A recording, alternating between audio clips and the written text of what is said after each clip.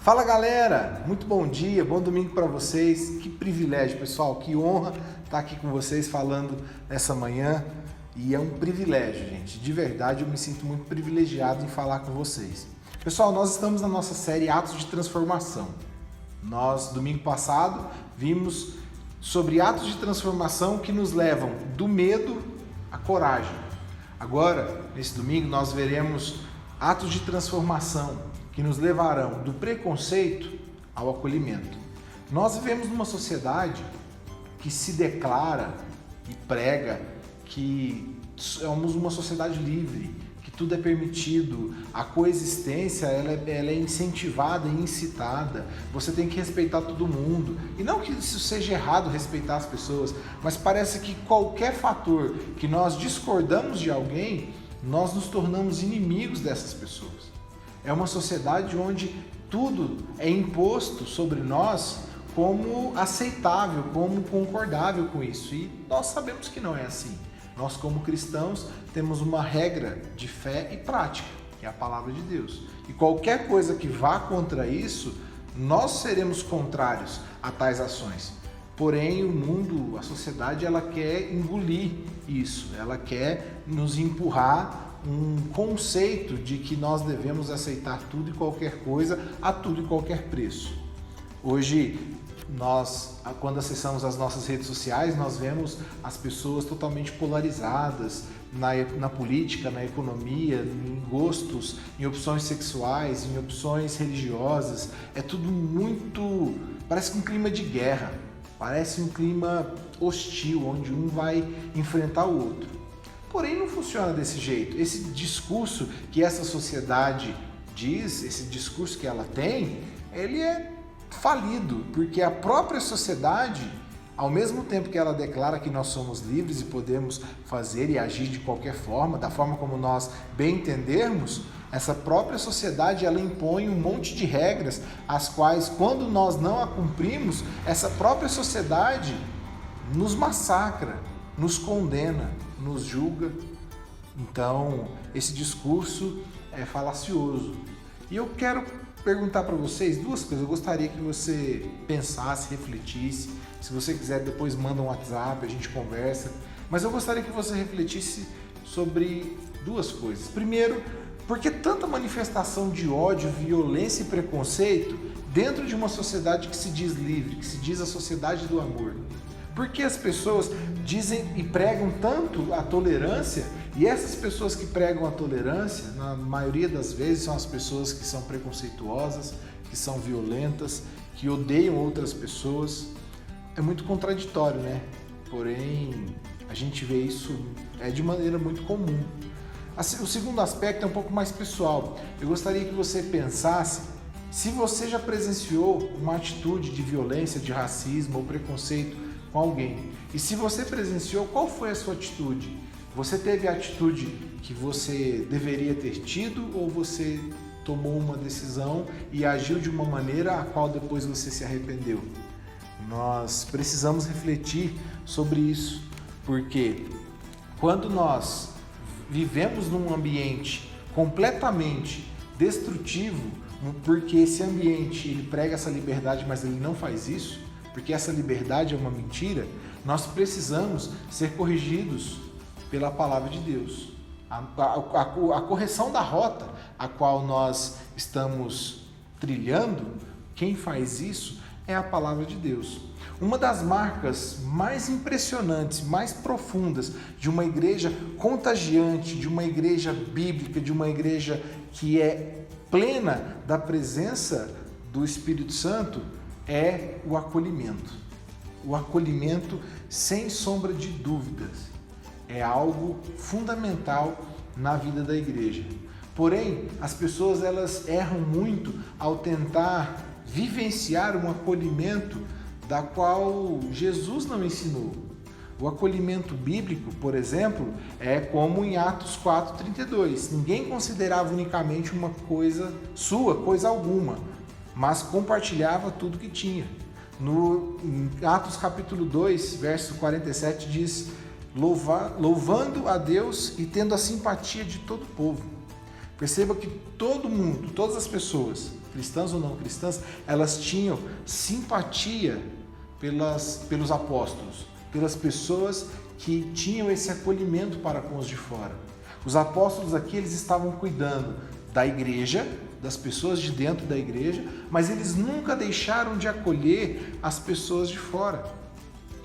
Quando nós recebemos um visitante na igreja, ou você convida o seu amigo da escola para ir no seu pequeno grupo, o acolhimento é primordial. Se nós errarmos no acolhimento, o processo do culto, por exemplo, você traz uma pessoa ao culto, se nós erramos no acolhimento dela, o processo do louvor, da palavra, tudo vai ficando mais difícil, porque ela já fechou o coração.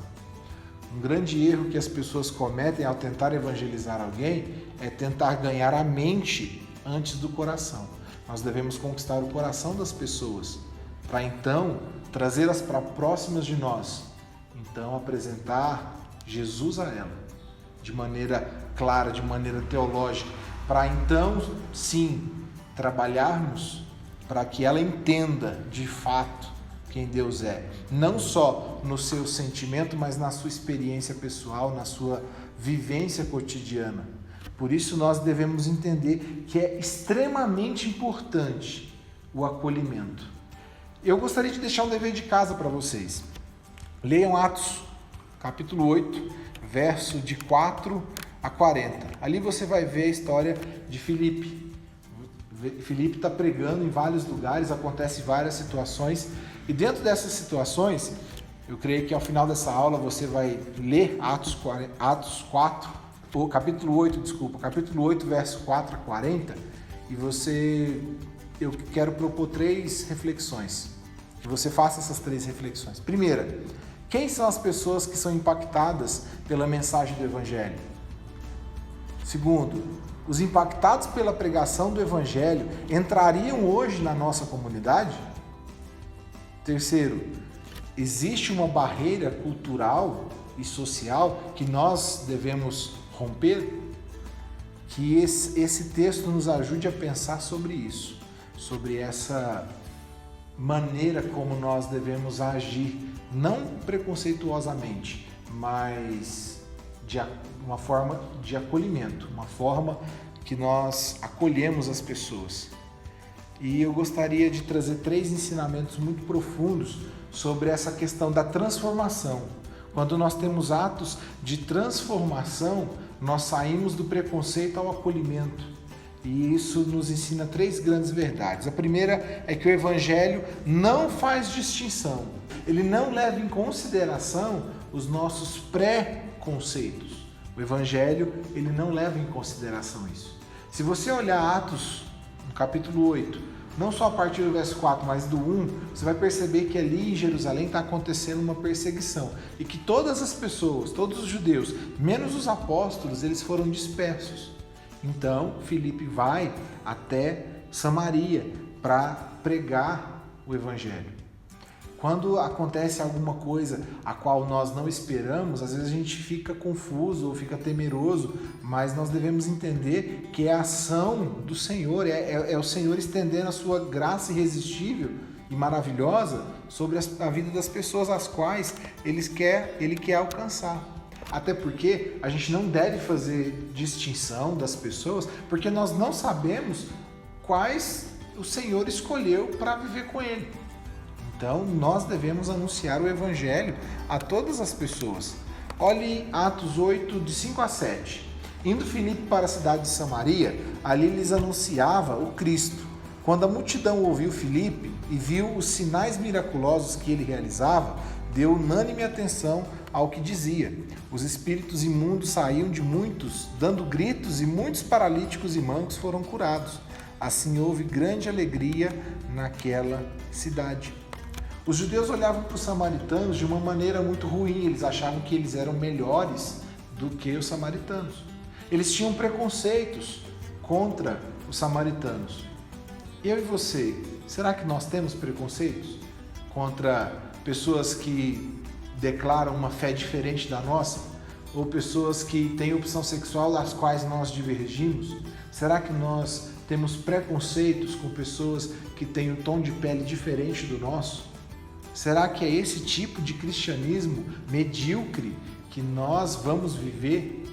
Nós devemos ser como Filipe. Anunciar o Evangelho às pessoas de maneira irrestrita e indistintamente. Simplesmente falar de Deus à vida das pessoas. Uma pergunta que às vezes causa espanto, mas ela é extremamente necessária. E que eu vou fazer essa pergunta para mim e gostaria que você fizesse ela para você. Eu sou uma pessoa preconceituosa? Você é uma pessoa preconceituosa? Será que a gente tem esse entendimento? Será que nós somos receptivos com todos ou nós gostamos de somente algumas pessoas pelo poder aquisitivo que elas têm, pela influência? Será que nós selecionamos as pessoas ou será que a gente ensina as pessoas como Jesus nos ensinou? Nós devemos fazer isso, nós devemos fazer como o Evangelho. Não ter distinção de pessoas. A segunda grande verdade é que o Evangelho acolhe a todos, mas não deixa de confrontar para a transformação. No versículo 18 e 19 do capítulo 8, nós vemos uma situação e que diz assim o texto: vendo Simão que o Espírito era dado com a imposição das mãos dos apóstolos, ofereceu-lhes dinheiro e disse: dê-me também este poder, para que a pessoa sobre quem eu puser as mãos receba o Espírito. Simão é um cara aqui que ele quer vivenciar coisas de Deus pagando. Ele acha que por ter dinheiro, ele vai conseguir o poder do Senhor. Então ele é muito duramente confrontado.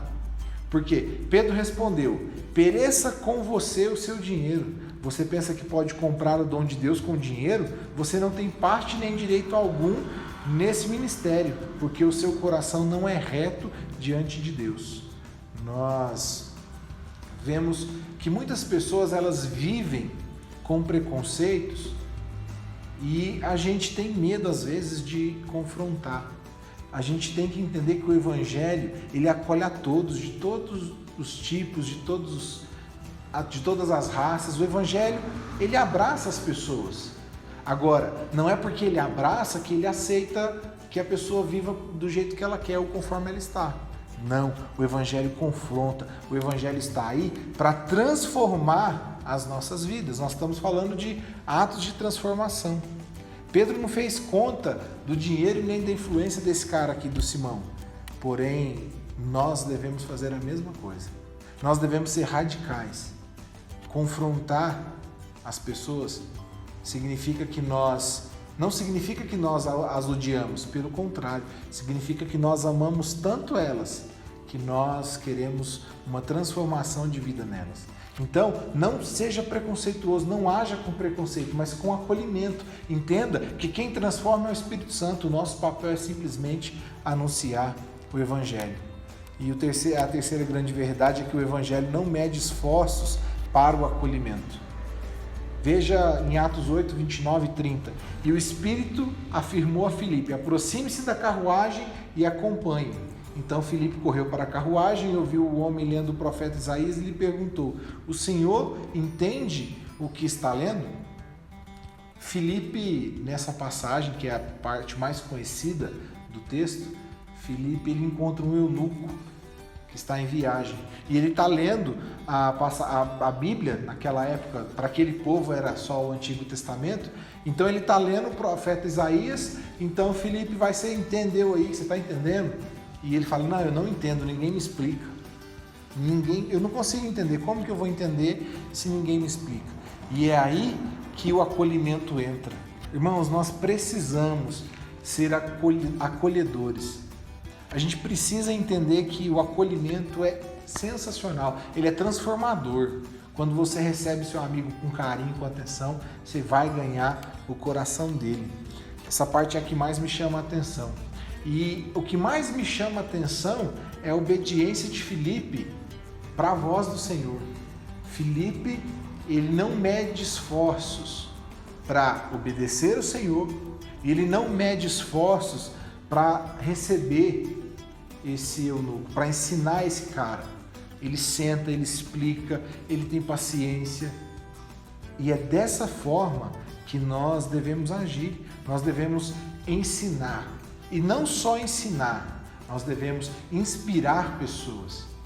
Fica aqui o nosso desafio para você, que você não apenas explique o Evangelho para os seus amigos, na escola ou em qualquer outro lugar, muito menos só ensine, mas que você inspire as pessoas através do seu testemunho, através da sua vida, através da sua devoção, que eu e você, galera, que nós sejamos inspiração para outras pessoas, que vocês sejam uma geração que inspira, que as pessoas olhem e tenham prazer em estar com vocês, que queiram ser amigos de vocês, que nós sejamos inspiradores.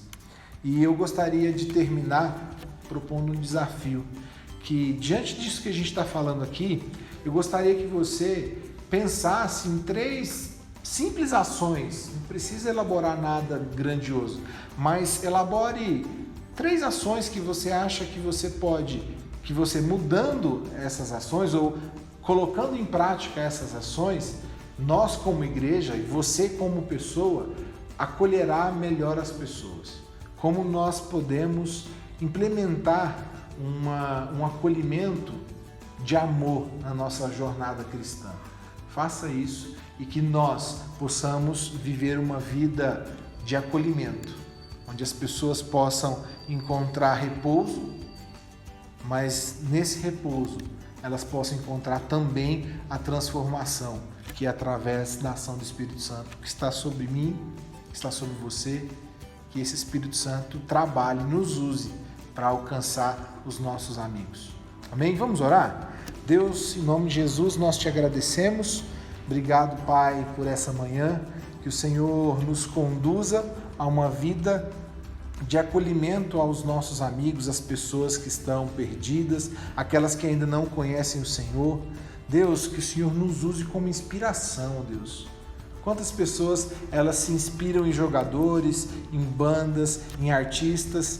Deus, que nós sejamos a inspiração, que eu e os meus amigos possamos inspirar as pessoas, que eu e essa galera possamos inspirar os nossos amigos para que eles possam conhecer o Senhor, se relacionar com o Senhor, que eles vejam o nosso relacionamento com o Senhor, ó Deus.